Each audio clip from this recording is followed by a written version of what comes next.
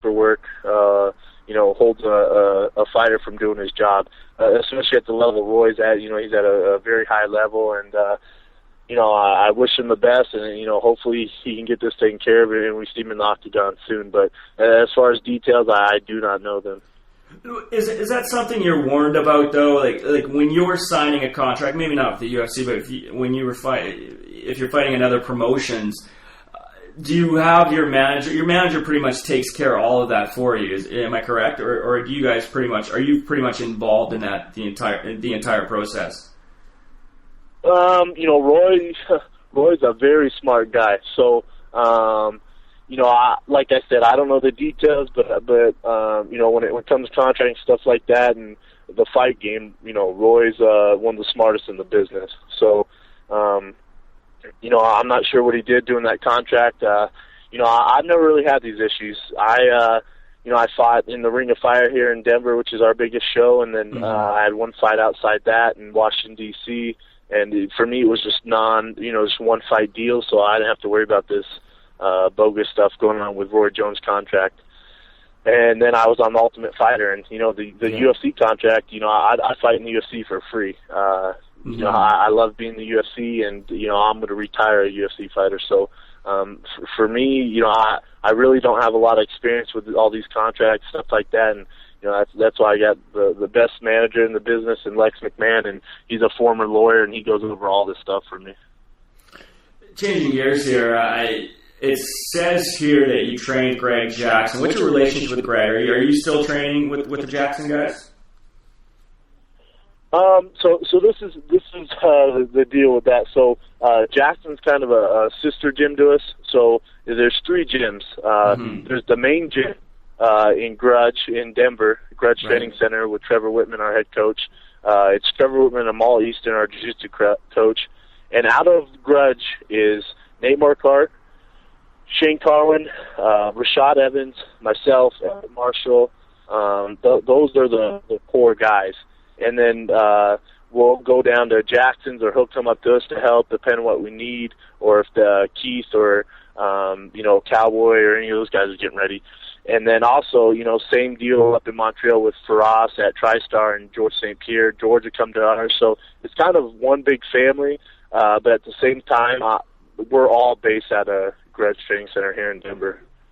So after the last UFC here in Germany, Dana White criticized Greg Jackson, saying his fighters are, I guess, too conservative, and that they're told they're winning the fight in the final round, and it's almost like they stop fighting. They get too conservative, basically. Your thoughts on that criticism from the UFC head? Dana's in the business of putting on good fights, and fights where people are getting finished. That's what people like to see, and man, it's his business and his product, and I don't blame him for criticizing the guys. He wants to see finishes. I think Dana gets upset, and man, he wants. I think he's just trying to light a fire under those guys' ass. I definitely don't include myself in that. I've had all finishes, and the Gonzaga fight was not a boring fight, and I think that's more him just trying to light a fire under those guys, and say, hey, we're looking for finishes here. The average fan really doesn't want to see a decision. I understand where he's coming from, but at the same time, to get a finish, especially at the level of Nate and George and Rashad are at, is tough, man. I mean, you're talking about finding the best fighters in the world, and you want to win, and all you care about is winning. So when they're up 2 rounds, they're not taking the risk to get knocked out or finish in the third. So it's a thin line, man. And George, Nate, Rashad have been doing it for a long, long time, and they're making a great living. They're going to go down as 3 of the best in UFC history. So, like I said, I understand both stance from both parties. What? Just give us your thoughts. Did you watch the Marquardt or Kami fight? Yeah, of course I did, man. Nate's like an older brother to me. So your thoughts on that fight? Man, So I didn't look at any spoilers. I didn't look at anything. I didn't want anyone's biased opinion, nothing.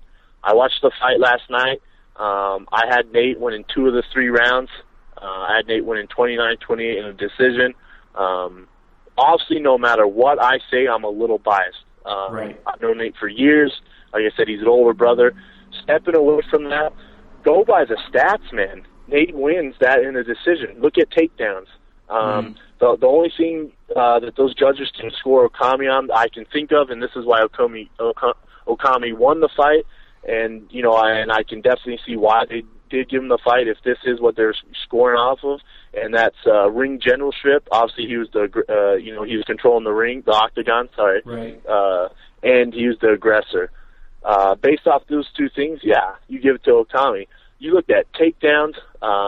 Nate had more submission attempts. I know you don't get points for that, but still, submission attempts. He landed way bigger shots. He almost knocked Okami out, I thought. I had Nate win in the second and the third round. The first round's up in the air, but definitely the second and the third. Does the judging sometimes, I guess the inconsistency in the judging sometimes bother you? I mean, the UFC is fairly new. You compare it to the NFL and the NBA and the NHL. And UFC's right in that kind of group of organizations. They're fairly young. So the judging, is evolving just like the game is, and I think as the game gets bigger and gets definitely more worldwide, and it's going to start to adapt, and the judging is going to start to get even better. So it's frustrating, very frustrating. But Dana says it best, man. You can't leave it in the judges' hands, and like I said, at the level Nate's at, sometimes that's hard to do, especially with a matchup with Okami. I can't remember the last time Okami got finished. Yeah, do you know? I mean, maybe. No. I mean, the guy wins decisions left and right, so that's kind of his gig, exactly. And it's a tough task to finish that guy. So, just the matchup in general had a decision written all over it. Yeah, for sure. And actually, before the fight, I predicted Marquardt by decision. It's tough for me to say. I mean, it was such a close fight.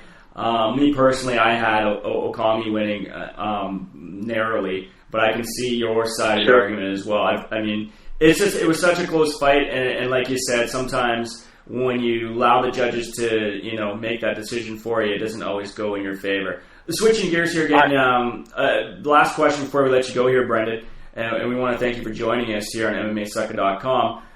You're making an appearance at Alpha Fights in Miami. Why don't you tell us a little bit about that? I'm down there in South Florida. I'll be training out there and, kind of just getting away from Denver here. I haven't gone on any sort of vacation after a fight, and for me, this is just a little getaway, and, it just happens to work out that I'm making an appearance down there, and I'm looking forward to the fights. You Denver Broncos fan at all, or? Huge Broncos fan, man. They put it on them today. I actually had the Chiefs win the AFC West, but, You never know. The NFL's up in the air, man. You never know. It could go either way like that Okami fight. Yeah, what teams have impressed you so far? Probably, right now Oakland's playing great football, but Baltimore's tough, and definitely Pittsburgh, man. Awesome. You're listening here to Brendan Schaub here on MMASucka Radio and at MMASucka.com and MMACanada.net. Brendan, before you leave us, any shout-outs you want to make? I appreciate you guys having me on, and definitely check me out on Twitter. It's just at Brendan Schaub. Awesome, Brendan. Thank you for joining us, man. Enjoy the rest of your Sunday night, and all the best. I hope you get that Frank Mir fight for Christmas. Thanks, brother. I really appreciate it, man. Awesome. That was Brendan Schaub.